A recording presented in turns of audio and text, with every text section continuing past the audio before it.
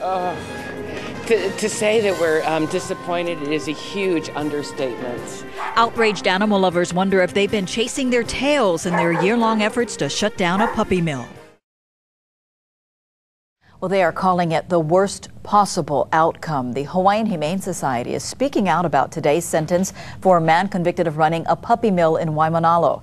But as KITV4's Jill Kuramoto reports, the judge said David Lee Becker received the harshest penalty possible by law. To say that we're disappointed is a huge understatement. PAMELA Burns shakes as she speaks, visibly upset about today's ruling. She's the head of the Hawaiian Humane Society, and these images are ingrained in her mind. Dozens and dozens of dogs caged in filth, fighting to survive in a puppy mill in Waimanalo. For nearly a year now, the Humane Society has been fighting for justice against David Lee Becker.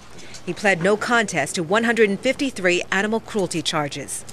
Deliberate and callous conduct designed solely to provide a bottom-line profit. For that, prosecutors said Becker deserved at least 5 years living in a cage of his own, a prison cell. The need for the sentence imposed to reflect the seriousness of the offense, to promote respect for the law.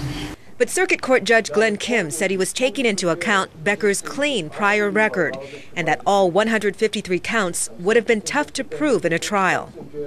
This is not a court of send a message. This is a court of law. The judge handed down a sentence of 6 months in jail with 6 months credit for time served and no restitution of $371,000 that the Humane Society had requested. The lack of sentencing today allows this man to just go right back into business and allow for the suffering of hundreds of more dogs. And, I hope that does not happen. The Humane Society says it now plans to work with prosecutors to strengthen Hawaii's animal cruelty laws.